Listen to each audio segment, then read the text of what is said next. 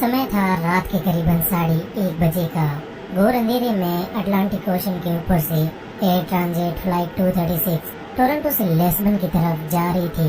इसे take off किए हुए 4 घंटे से भी ज्यादा का वक्त बीत चुका था और इस वक्त तक प्लेन में सब कुछ नॉर्मल था। लेकिन फिर इसी दौरान अचानक कॉकपिट में पायलट के सामने एक वार्निंग आती है, एक रोंगटे खड़े कर देने वाली वार्निंग। ये वार्निंग थी प्लेन में फ्यूल खत्म होने की। हवा में 39,000 फीट की ऊंचाई पर समुद्र के बीचों बीच फ्लाइट 236 का फ्यूल खत्म हो चुका था। पायलट्स के होश उड़ गए क्योंकि वो लोग अटलांटिक ओशन के बीचों बीच थे और दूर दूर तक जमीन का भी कोई नामो निशान तक नहीं था। यानी अब पायलट्स के सामने सिर्फ एक ही ऑप्शन था और वो था प्लेन में बैठे 293 पैसेंजर्स के साथ अटलांटिक के गहरे पानी में डूबकर अपनी जान देने का, जो कि लगभग तय भी था। लेकिन फिर इसी दौरान इस प्लेन के साथ कुछ ऐसा होता है जो काफी हैरान कर देने वाला था। क्या हुआ था हवा में समुद्र के बीचों बीच 39,000 फीट की ऊंचाई पर एयर ट्रांजिट फ्लाइट 236 के साथ, चलिए जानते हैं। इस कहानी की शुरुआत होती है टोरंटो पियर्सन एयरपोर्ट से।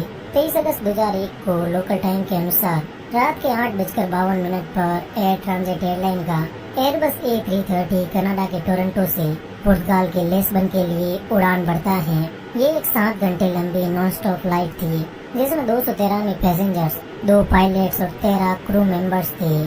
टेक ऑफ करने से पहले प्लेन में लगभग 46.9 मीट्रिक टन फ्यूल भरा गया, जो कि जरूरत से 4.5 टन ज्यादा ही था। प्लेन को उड़ा रहे थे 48 वर्षीय कैप्टन रॉबर्ट पीजे और 28 वर्षीय फर्स्ट ऑफिसर डग डेगर। कैप्टन पीजे को लगभग 16,800 घंटे प्लेन उड़ाने का एक्सपीरियंस था, जिनमें से 796 घंटे तो उन्होंने एयरबस A330 में ही बिताए थे। वहीं फर्स्ट ऑफिसर डेगर को लगभग 4800 घंटों का फ्लाइट एक्सपीरियंस था, जिनमें से 386 घंटे उन्होंने एयरबस A330 उड़ाया था, जिसका मतलब था कि ये दोनों ही पायलट बेहद ही अनुभवी थे। पैसेंजर्स की बोर्डिंग के बाद लोकल टाइम के मुताबिक 8:52 पर ये प्लेन टेक ऑफ करता है और महज कुछ ही मिनटों में ये हवा में 39,000 फीट के एल्टीट्यूड तक पहुंच जाता है, जो कि इसका क्रूजिंग एल्टीट्यूड था। उड़ान के बाद अब प्लेन सीधे अटलांटिक को पार करते हुए लिस्बन में ही उतरने वाला था। टेक ऑफ के वक्त प्लेन में सब कुछ नॉर्मल था। अधिकतर पैसेंजर्स सो रहे थे और क्रू मेंबर और पायलट्स के पास भी कोई खास काम नहीं था। प्लेन को उड़ान भरे 4 घंटे से भी ज्यादा का वक्त बीत चुका था और ये अटलांटिक के बीचों बीच था कि तभी रात के 1:03 पर कैप्टन रॉबर्ट पीजे कॉकपिट में एक असामान्य रीडिंग नोटिस करते हैं। कुछ ही देर में एक एरर भी शो होने लगता है। ये एरर था हाई ऑयल प्रेशर, लो ऑयल क्वांटिटी और लो ऑयल टेम्परेचर का। अब इस तरह की लंबी नॉन स्टॉप फ्लाइट्स में ऐसे छोटे मोटे एरर आना आम बात थी और पायलट्स खुद ही या क्रू की मदद से कॉकपिट में बैठे बैठे ही इन्हें ठीक भी कर देते हैं। लेकिन एयर ट्रांजिट की इस फ्लाइट में ये जो एरर दिख रहा था वो नॉर्मल नहीं था। कैप्टन और फर्स्ट ऑफिसर दोनों को ही एयरबस A330 का इतना एक्सपीरियंस होने के बाद भी इन दोनों ने अपने पूरे करियर में इस तरह का एरर पहले कभी नहीं देखा था। इसलिए ये लोग फ्लाइट मैनुअल खोलकर इसके बारे में और पता लगाने की कोशिश करते हैं, लेकिन फ्लाइट मैनुअल में भी इसके बारे में कुछ नहीं था। अब अगर पायलट्स चाहते तो इस एरर को इग्नोर भी कर सकते थे, लेकिन जाहिर सी बात है कि जब आप समुद्र के बीचों बीच होते हैं तो आप किसी भी तरह का रिस्क नहीं लेना चाहेंगे। इसलिए कैप्टन पीजे ने इस मामले के बारे में और ज्यादा जानने के लिए एयर ट्रांजिट के मेंटेनेंस कंट्रोल सेंटर से मदद मांगी। लेकिन हैरानी की बात तो ये थी कि इस प्लेन की मेंटेनेंस टीम भी इस एरर के बारे में कुछ भी नहीं जानती थी। मेंटेनेंस टीम ने पायलट्स को सलाह दी कि वे लोग लगातार इस पर ध्यान रखें और जैसे ही उन्हें कुछ पता चले तो वे तुरंत इन्फॉर्म करें। इस घटना को हुए अब काफी वक्त बीत चुका था और पायलट्स अब ये मानकर रिलैक्स हो चुके थे कि ये शायद किसी फॉल्टी सेंसर की वजह से हुआ होगा, जो कि काफी नॉर्मल बात थी। लेकिन इस घटना के ठीक आधे घंटे बाद रात के 1:36 पर पायलट्स को एक और वार्निंग दिखाई देती है। ये वार्निंग थी फ्यूल इम्बैलेंस की। दरअसल हर प्लेन में फ्यूल दोनों विंग्स में बराबर बटा हुआ होता है, लेकिन कभी कभार एक विंग में फ्यूल थोड़ा ऊपर नीचे हो जाता है, इसलिए कॉकपिट में इम्बैलेंस की वार्निंग सुनाई देने लगती है। लेकिन ये एक ऐसी प्रॉब्लम थी जिसे पायलट्स कॉकपिट में बैठे बैठे ही ठीक कर सकते थे। पायलट्स ने ठीक ऐसा ही किया।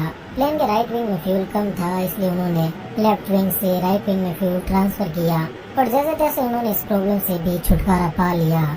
लेकिन ये दोनों पायलट्स नहीं जानते थे कि इस दौरान उन्होंने कुछ ऐसा कर दिया था जो उनकी जान पर आफत बनने वाला था। इस फ्यूल ट्रांसफर के बाद तो एक ऐसी प्रॉब्लम खड़ी हुई जिसने पायलट्स के रोंगटे खड़े कर दिए। दरअसल इस फ्यूल ट्रांसफर के बाद प्लेन के इंजन नंबर 2 में ऑयल टेम्परेचर गिरने लगा और ऑयल प्रेशर बढ़ने लगा।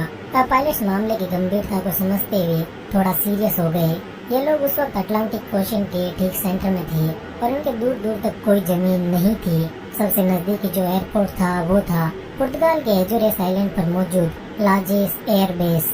पायलट्स ने तुरंत एयरपोर्ट अथॉरिटी से कांटेक्ट किया और उनसे इमरजेंसी लैंडिंग की परमिशन मांगी।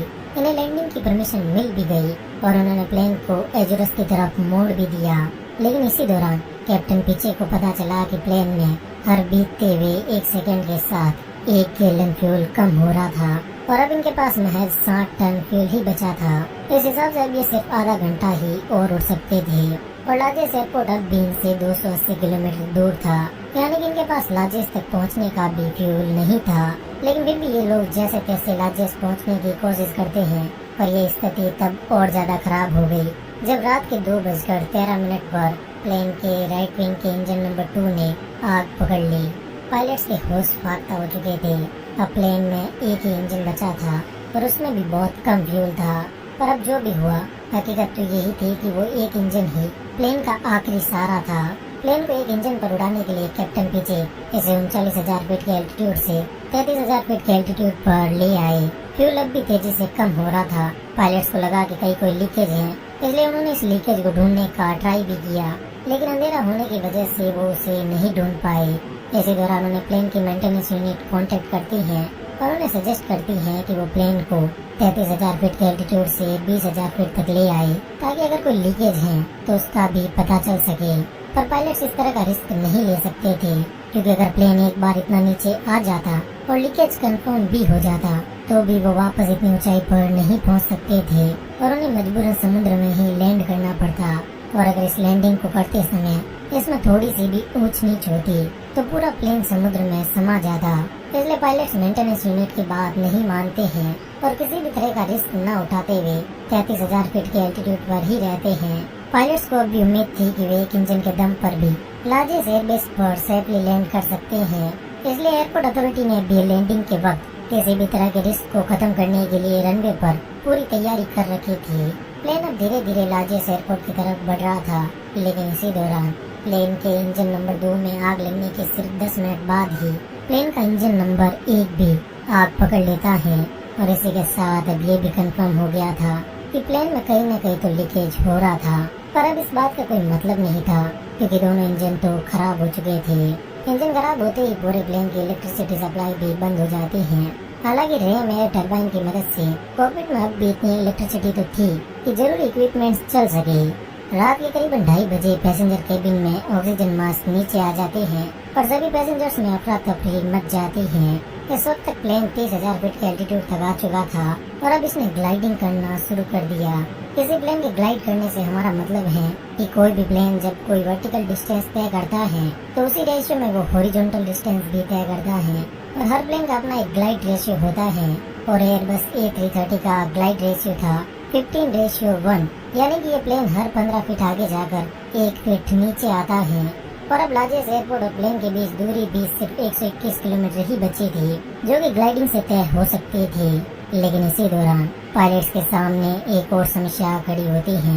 ये प्लेन ग्लाइड करते करते एजोरेस आइलैंड के इतना नजदीक पहुंच चुका था कि अब उसके और आइलैंड के बीच सिर्फ 15 किलोमीटर ही दूरी बची थी। पर प्रॉब्लम ये थी कि प्लेन अब भी 20,000 फीट के एल्टीट्यूड पर था और अगर पायलट इतनी ऊंचाई से प्लेन को लैंड करवाने की कोशिश करते तो प्लेन के क्रैश लैंड होने की बहुत ज्यादा संभावना थी। इसलिए पायलट एयर ट्रैफिक कंट्रोल से कांटेक्ट करते हैं।